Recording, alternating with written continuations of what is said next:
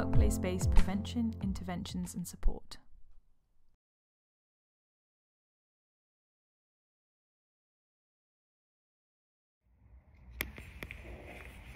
My name's Harry Sumnall.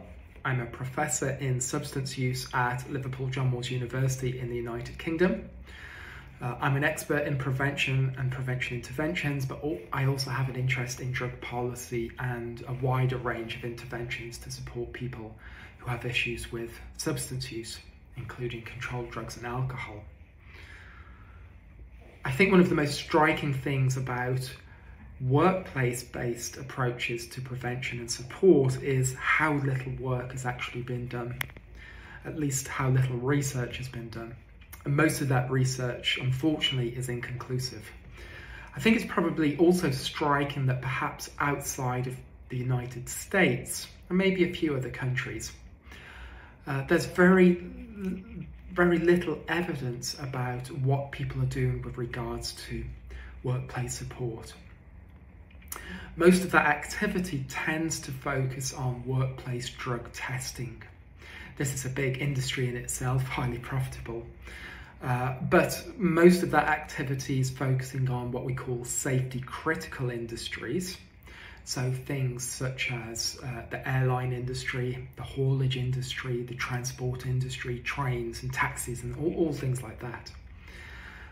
There are, of course, companies where testing policies are a condition of employment, and where national policy supports this, then companies might introduce that.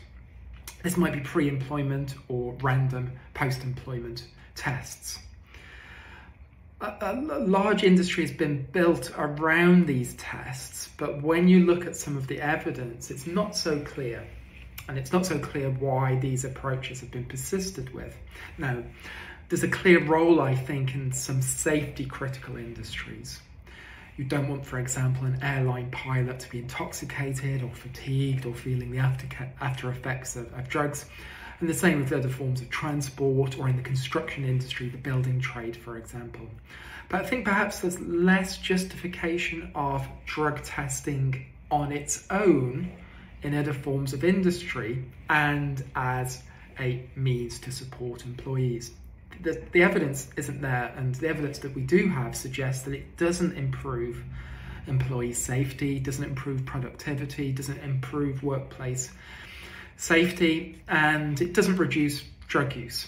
And it's often used retrospectively to prove intoxication, but mixed evidence with regards to whether it actually prevents drug use in the first place. I think where drug testing is implemented, it needs to be part of a wider policy and system of support.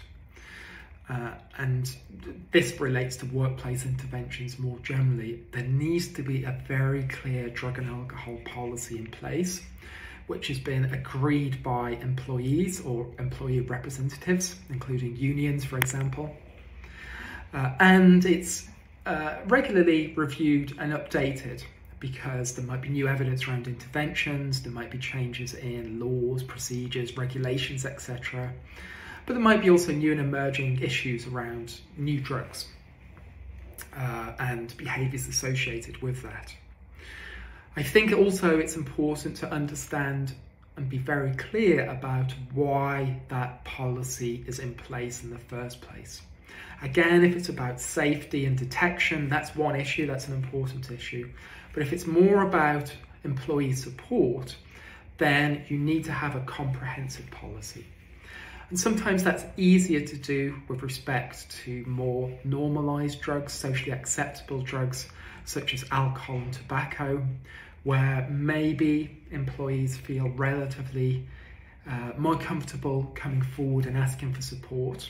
And maybe perhaps we know as employees, fellow employees, how to respond to that. We all have insights and views on this. It might be a bit more difficult when it comes to illegal drugs, so drugs which are controlled in a particular country. Although, of course, with cannabis, it's getting a bit more complicated in some countries around that. So thinking about this wider substance use policy and support in workplaces, I think the employee needs to be central to this, and there needs to be a clear message that the employee is valued and supported.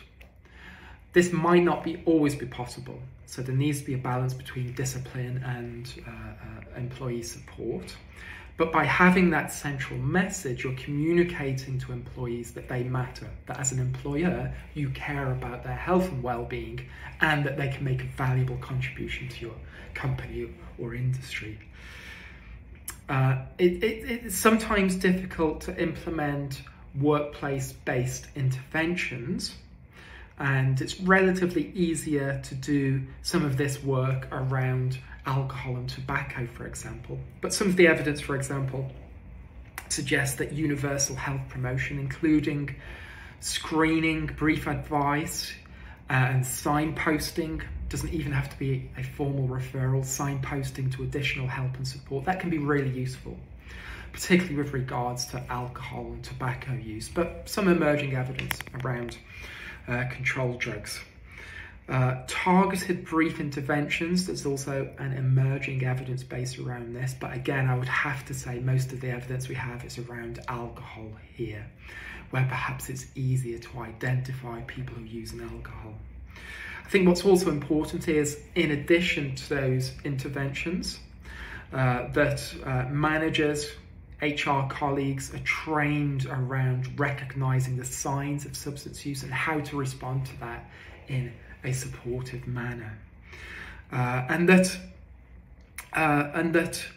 for employees as well, there's probably really important that there's clear expectations. This should be embedded in the policy about if a workplace is going to support somebody who has an identified substance use issue, what the various obligations and expectations are, particularly if this involves a period of not being at the workplace, perhaps to receive treatment or referral, whether or not that is actually paid for by the employers. There needs to be clear expectations, and that should be agreed in advance so that the employee is clear about the support they get and what will happen when they're ready to return to work. And if there are disciplinary issues, and again, that latter point might be more relevant for safety critical industries. I think what we see in many workplaces in many countries, particularly with regards to mental health, so-called well-being champions. Here in Liverpool John Moores University, we have many well-being champions. Now, they're not roles, they're not employees that are designed, that provide structured interventions, although they can do. They are a point of expertise. Somebody you can talk to, somebody who you can confidentially approach and maybe raise some of these concerns that you might have as an employee around substance use. But critically, those champions know what to do next. They're aware of the workplace policies, know who to approach in HR, and might also be able to provide that brief advice and signposting to further support themselves.